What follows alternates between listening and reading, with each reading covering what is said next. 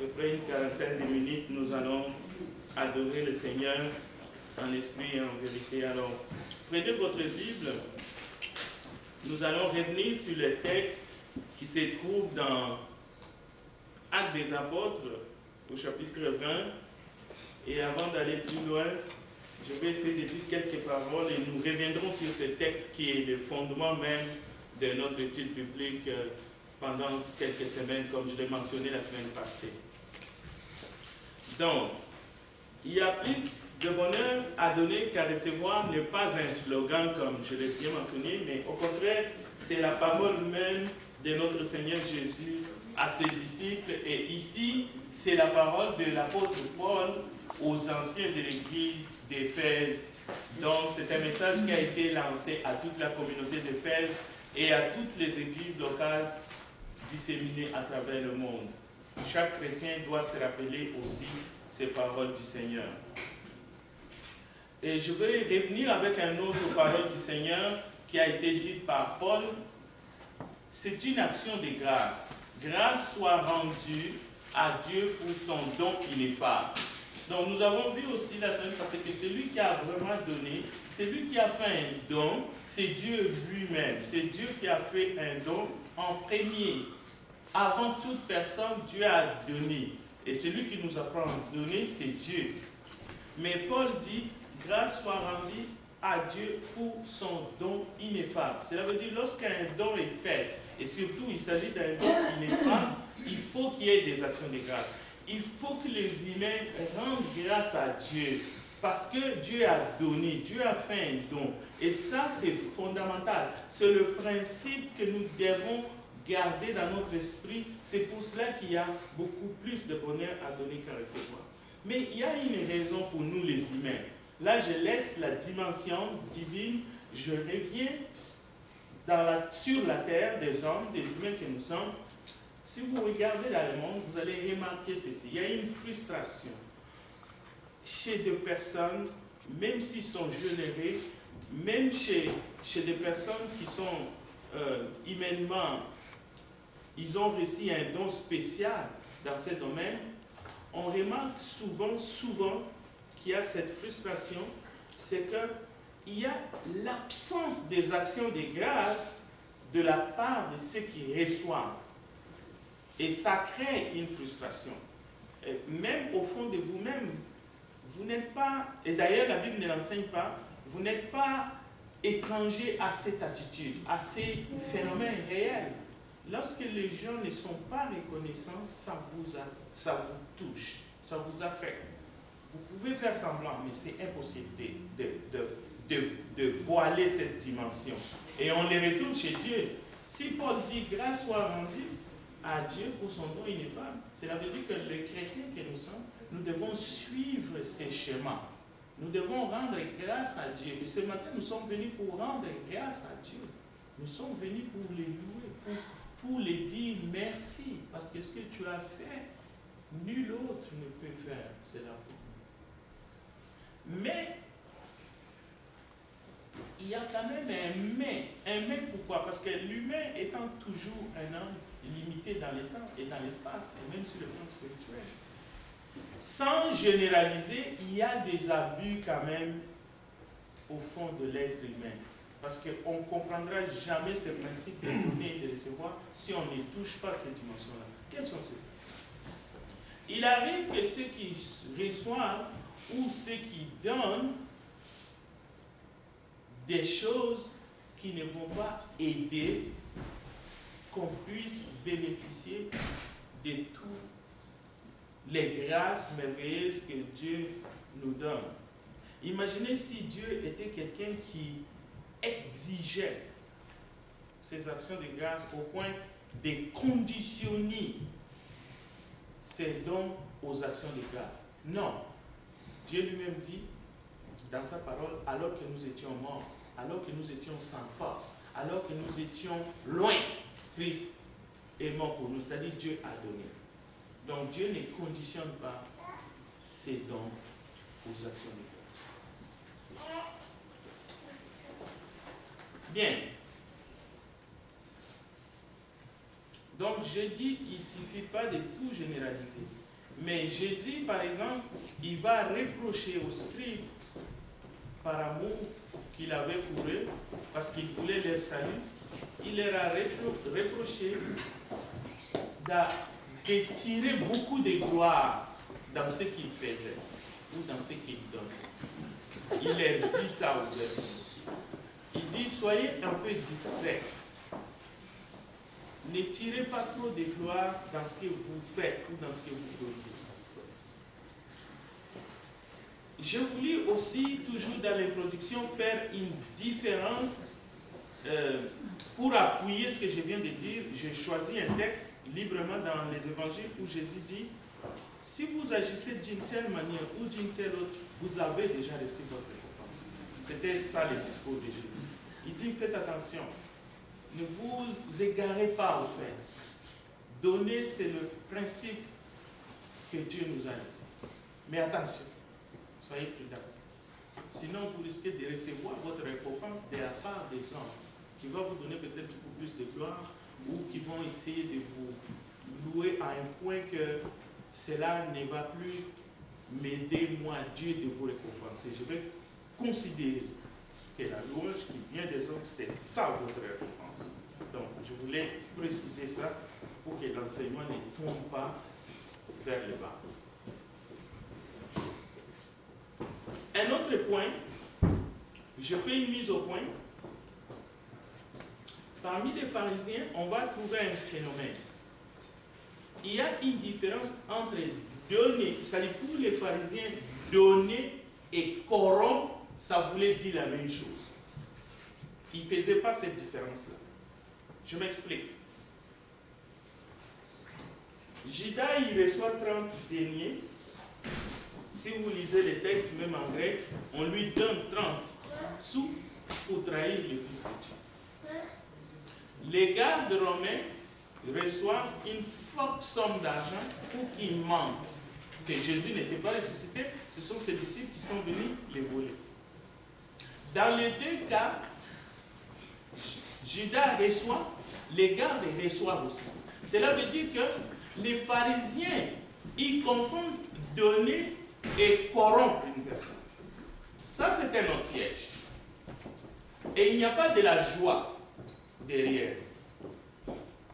La même chose, lorsque nous venons à l'église et que nous offrons à Dieu, nous ne sommes ni en train d'amadouer Dieu, ni en train de les corrompre. Loin de là. Parce que ce n'est pas pareil. C'est des choses qui sont différentes.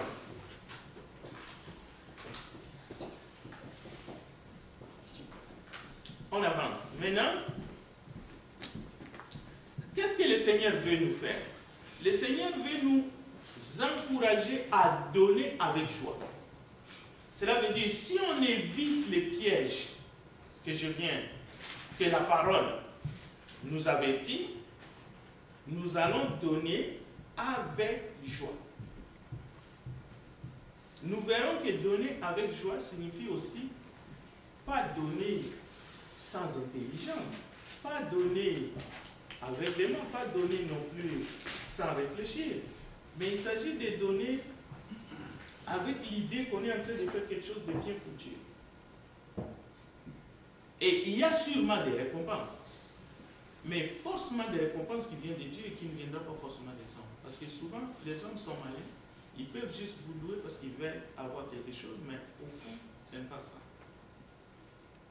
Mais les hommes doivent être aussi intelligents pour remercier Dieu. Et quiconque donne pour la gloire de Dieu est dans la joie. Si on ne le fait pas, il y a un problème aussi. Donc, nous verrons que donner ici, ce n'est pas seulement l'argent, c'est plus. Mais la nature humaine, un homme naturel n'est pas habitué à donner. Nous devons donner avec joie, nous attendre à moissonner, parce que la vie est plus grande encore que tout ce que nous avons reçu. Et nous pouvons donner la vie, par exemple. Ça, c'est important. Bon, on a lu ce texte la fois passée. Il y avait plus de veuves en Israël. Luc chapitre 4, verset 25. La veuve qui a reçu le serviteur de Dieu, Élie, C'était une étrangère. Ça a choqué les Juifs. Pourquoi une veuve de notre race ne reçoit pas cet homme de Dieu qui est le nôtre, mais c'est une veuve étrangère qui le reçoit? J'ai mentionné la fois passée que donner, c'est un don de Dieu aussi. C'est une grâce. Cette veuve a reçu grâce pour qu'il puisse donner. Il y a tant d'hommes qui ont de moyens colossaux qui n'ont pas reçu la grâce que nous avons pour s'aimer dans le royaume des cieux. Quand nous donnons, c'est vraiment une possibilité que Dieu nous offre à donner. Je prendrai des textes bibliques. Par exemple, si tu souffres aujourd'hui, la Bible promet que tu te réjouiras. Dieu te donnera ta récompense, que tu te réjouiras avec lui. Proverbe chapitre 4, verset 16. Celui qui sème peu moissonnera peu. Ça ne veut pas dire que celui qui sème peu fait mal. Seulement qu'il a le moyen de s'aimer peut-être plus, mais il sème peu, mais il va moissonner peu. Ce n'est pas un désastre. Peut-être qu'on va regretter un jour, oh, si j'aurais pu savoir, j'aurais semé plus, parce que j'aurais récolté plus. Mais ce n'est pas une condamnation ici. Je sais qu'on utilise ces textes pour condamner les gens, pour culpabiliser les gens. Non, le but n'est pas de culpabiliser lorsque Jésus cite ces paroles que les apôtres vont reprendre plusieurs fois dans la Bible. Et j'ai mis les références bibliques. Mais, un autre principe, c'est qu'il faut qu'on arrive dans notre maturité spirituelle à donner sans rien espérer en retour. C'est l'exemple de Christ lui-même. Mais il s'agit de ne rien espérer, pas jusqu'au-delà, pas jusque dans la vie future, non. Rien espérer ici, ça se limite au niveau des humains. C'est comme l'amour.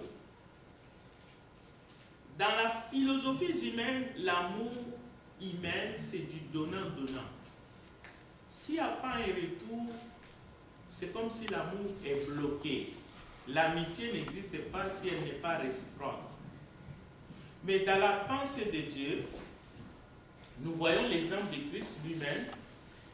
Il ne donne pas aux humains pour recevoir en retour une sorte d'ascenseur. Si on donne avec l'espérance de recevoir un ascenseur, ça risque de glisser vers la corruption. Judas avait un travail à faire. C'est pour ça qu'il a reçu le 30. Et on peut y aller tranquillement. Les gardes, s'ils ont reçu une force d'argent, ils devraient dire, propager le rumeur qui était fausse que des gens sont venus voler ses corps. C'était la réciprocité.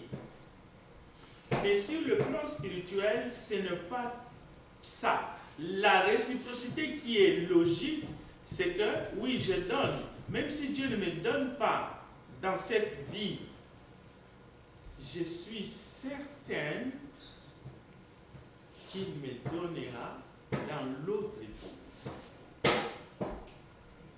Nous devons arriver là dans notre maturité spirituelle et nous allons donner comme Dieu veut, comme Dieu le veut. On avance. Voici les textes de Luc chapitre 4, verset 25 à 30 que nous avons lus la fois passée.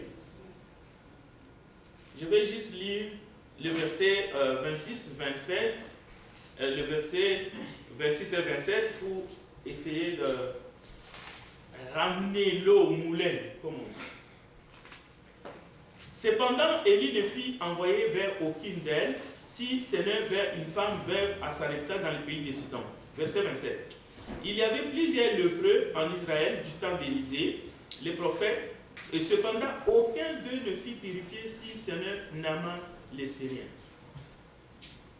C'est pour montrer que c'est Dieu qui conduit, c'est Dieu qui guide parfois les choses, c'est Dieu qui fait que nous avons des opportunités, même de s'aimer, c'est Dieu qui les permet. Donc nous devons lui rendre grâce et hommage. Il y a plus de bonheur à donner qu'à recevoir. Il y a d'autres choses qu'on peut donner qu'on ne doit pas minimiser. C'est les bienfaits de la parole, de la vérité, la parole. Il y a de la joie à recevoir et à donner. Jésus s'est donné lui-même en rançon pour nos péchés. Il y a plus de la joie à donner. Nous devons donner des choses qui ont une valeur sûre, une valeur durable. Et sur le plan spirituel, c'est la parole de Dieu.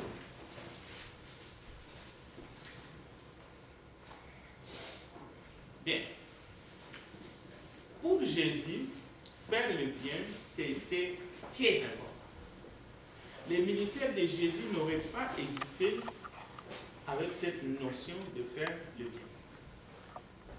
Et en faisant le bien, il a souvent été critiqué. Jésus a été critiqué pour avoir guéri un malade.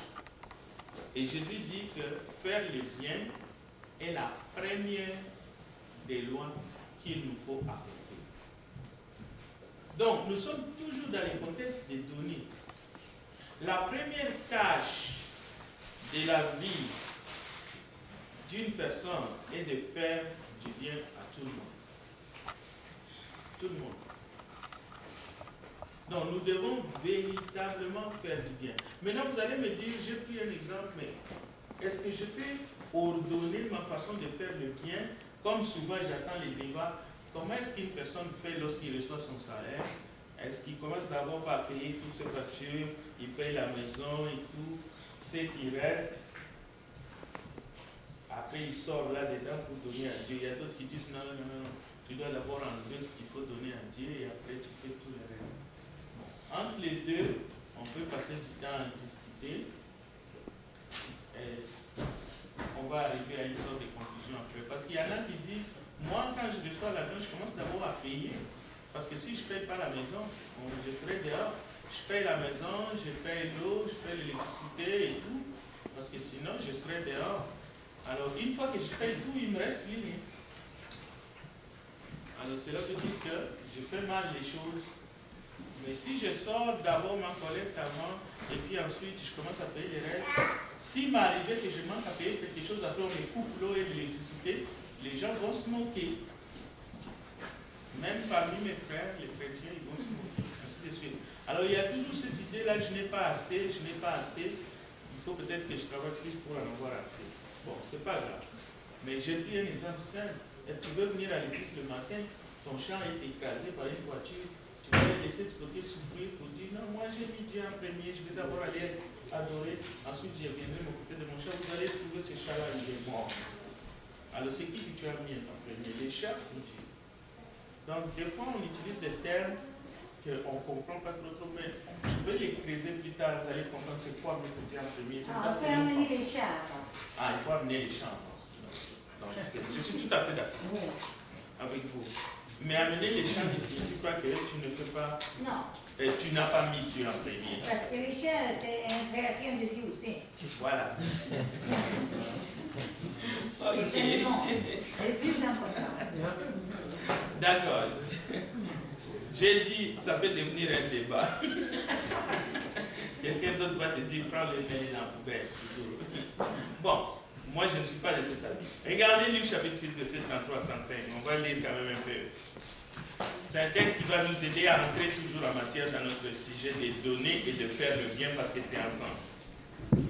Je vais lire le texte. Le texte nous dit, si vous faites du bien à ceux qui vous en font, quelle reconnaissance vous en attend? Les pécheurs eux-mêmes en font autant. Faites du bien et prêtez sans rien espérer en retour, et vous serez les fils du Très-Haut. Donc, vous voyez, bien agir envers tous, fait de nous des enfants ou des fils du Très-Haut. Si vous faites du bien à ceux qui vous en font, quelle reconnaissance vous en entendez? Est-ce que Jésus est en train de dire qu'il ne faut pas faire du bien à ceux qui nous font du bien? Loin de là. Si vous lisez comme ça, vous vous trompez. Est-ce que Jésus est en train de dire qu'il ne faut pas faire du bien à ceux qui nous font du bien? Non. Mais Jésus dit seulement que les pécheurs aussi font la même chose. Ils font du bien. Mais Jésus dit qu'il faut faire du bien à tous. Cela veut dire à ceux qui vous font du bien et aussi à ceux qui ne vous font pas du bien. Mais l'enseignement ici, c'est sans rien espérer en retour aux hommes, pas à Dieu. Il faut toujours espérer en Dieu. Jésus ne peut pas enseigner, il ne faut pas espérer en Dieu. Non. Et il dit, vous serez les fils. Donc, celui qui fait le bien est de Dieu. Est-ce que Jésus est en train d'enseigner, si tu fais le bien, tu as gagné le ciel, ou tu mérites le ciel, tu as les tickets pour aller au ciel? Est-ce que Jésus est en train d'annihiler la puissance du sang, de son propre sang, comme étant ce qui nous lave de nos péchés? Non. Parce que vous pouvez arriver à une conclusion qui est fausse. Je fais le bien. Combien de gens disent, moi je fais le bien aux gens, moi je ne fais jamais du mal, moi je ne fais pas ci, je ne fais pas ça, je ne suis pas comme les autres, Dieu va me comprendre. Alors, où est l'enseignement du salut? Où est la doctrine du péché, de la mort? Où est maintenant le salut au nom de Jésus-Christ et même la doctrine, les éléments de base de la doctrine? Repentez-vous, croyez, soyez baptisés pour le pardon de vos péchés. Où est parti tout ça? Parce qu'on efface tout, et puis tout d'un coup, moi je suis correct, moi je n'ai pas de problème avec les gens, je m'entends avec tout le monde, avec mes voisins, donc je fais le bien. Je suis allé tondre les gazons du voisin, donc Dieu va m'accepter. Non, nous ne sommes pas là. Nous ne sommes pas dans ces doctrines des hommes. Bien. Donner rend joyeux. Jésus dit, il y a plus de bonheur à donner qu'à recevoir. Donc, il ne faut pas se tromper soi-même. Jésus est en train d'enseigner une doctrine fondamentale. Si vous ne savez pas, sachez-le. Donner rend joyeux. C'est un message pour nous les chrétiens. C'est un message pour nous les chrétiens. En effet, les chrétiens sont comme Christ qui étant monté, Jésus est monté, il était heureux de faire des dons spirituels aux hommes. Éphésiens chapitre 11 est clair. Il a donné des dons aux hommes. Il a donné les apôtres, les prophètes, les évangélistes pour le perfectionnement des saints, en vue de l'œuvre du ministère. Donc il a donné. Mais on sait avant même, ici sur terre, il a donné sa vie. Mais il a fait du bien. Il a guéri les malades, il a nourri les affamés, Vraiment, il était en train de s'occuper de gens qui étaient dans les besoins. Mais ce n'était pas ça sa première mission. Mais il a fait ça pour nous montrer comment nous devons être. Donc nous devons être des personnes qui donnent avec joie, qui comprennent que voici la façon que notre maître a fonctionné. Donc, beaucoup de gens manquent la joie. Soit ils donnent mal, ou avec des faux raisonnements, soit ils ne donnent pas, ils ne comprennent même pas les besoins de donner pour eux. Ils pensent que donner, ça se limite juste à répondre aux besoins des autres, et ça n'implique rien du tout à notre propre vie, à notre propre mentalité. Donner est devenu comme une sorte de malédiction en fait. Il y a une doctrine qui s'écrit, ça s'appelle la doctrine de les noms va venir. C'est comme une sorte d'esclavage. C'est comme ceux qui donnent, ils sont là pour travailler pour les autres. Ils sont au fait esclaves des autres. Alors ils sont là pour souffrir pour les autres. On va te dire non. Il faut pas continuer. C'est-à-dire là, tu es un esclave des autres. Bien.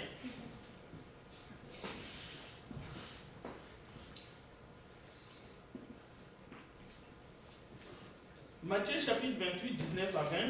Je vous laisse 3 Jean 4. J'en ai déjà parlé, la joie d'aider nos enfants ou quelqu'un d'autre dans la foi. C'est les aimer, les éduquer dans la discipline, les avertissements de l'Éternel. On donne ce qu'il y a de meilleur. On donne toujours ce qu'il y a de meilleur. Vous savez ce qu'il y a de meilleur dans votre vie. Vous le savez. S'il y a quelque chose qui a de meilleur, c'est de connaître Dieu, n'est-ce pas? C'est ça qu'il faut donner ici. Il faut donner ce qu'il y a de meilleur. Bien. Matthieu 28, 19 à 20. Le Seigneur aide généreusement des humains à trouver la voie de la vérité. Et lorsque nous donnons à Dieu, voilà la dimension. lorsque nous nous donnons à Dieu pour faire des disciples, nous avons la satisfaction de savoir que nous imitons Christ comme les premiers chrétiens. Les premiers chrétiens étaient dans la joie d'imiter Jésus. Ils savaient qu'ils faisaient du bien en faisant d'autres humains des disciples de Christ. Comme c'était une joie pour eux de devenir disciples de Christ. Je vais toujours essayer de parler un peu, de donner l'évangile, mais aussi de donner des biens ou nous donner nous-mêmes à l'œuvre du Seigneur et même de donner ce que nous avons pour la bonne marche de l'œuvre de Dieu. De donner aussi à tous, généreusement. Bien. Une question. Amassons-nous des trésors dans les cieux? Est-ce que vous êtes en train d'amasser des trésors dans les cieux?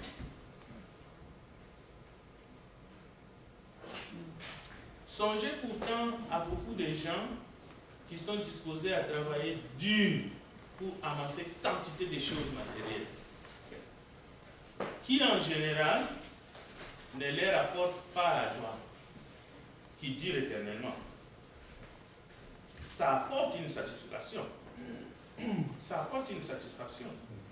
Tu peux te donner un tas de plaisir, n'est-ce pas? Mais il y a un message qui est caché dans ta vie. Ce message ne dit pas cesser de travailler Dieu. Non. Ce message dit cessez de vous amasser des trésors sur la terre. Cessez. Cessez, ça veut dire arrêtez. Arrêtez de vous amasser des trésors sur la terre. Mythe, ruine, ronge, où le voleur perce et dérobe. Et le message continue. Amassez-vous plutôt des trésors dans les ciels où ni mythe, ni ruine, ne ronge, où les voleurs ne percent, ni ne dérobent. Matthieu 6, 19. Cessez. Alors la question revient. Sommes-nous en train d'amasser des trésors dans le ciel? Peut-être vous pensez parce que chaque dimanche matin vous venez, vous vous asseyez, vous êtes en train d'amasser les trésors dans le ciel, vous vous trompez. Vous vous trompez. Aucun texte biblique ne le dit. Bien, je ne veux pas m'arrêter là-dessus. Si vous poursuivez des objectifs spirituels, la participation à l'œuvre importante de la prédication, si vous amassez, si vous participez dans l'œuvre de Dieu, dans la création, en faisant du bien, que ce soit ramasser quelque chose pour une personne âgée qui ne peut pas se courber parce qu'elle a mal au dos, si vous passez du temps à essayer de satisfaire le cœur de Dieu en faisant sa volonté, il nous récompensera. La parole de Dieu est claire. Dieu n'est pas injuste. Dieu n'est pas injuste pour oublier votre œuvre et l'amour que vous avez montré pour son nom. Il n'est pas injuste.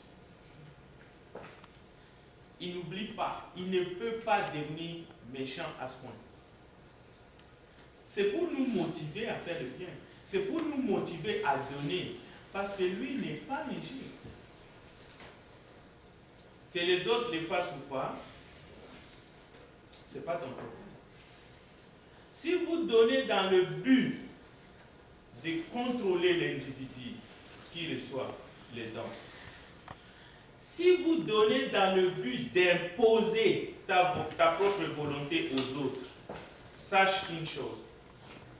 Il n'y a pas plus de bonheur à corrompre ni à recevoir de la corruption. Parce que ça, c'est la corruption. Il n'y en a pas. Je vous décourage vivement. Il ne faut pas le faire. Ça ne donne rien en fait. Mais si vous faites ce que la Bible dit dans Hébreux 6, 10, vous êtes sur le chemin. Vous êtes sur le chemin. et vous êtes en train d'amasser dans les ciels. Et quel bonheur!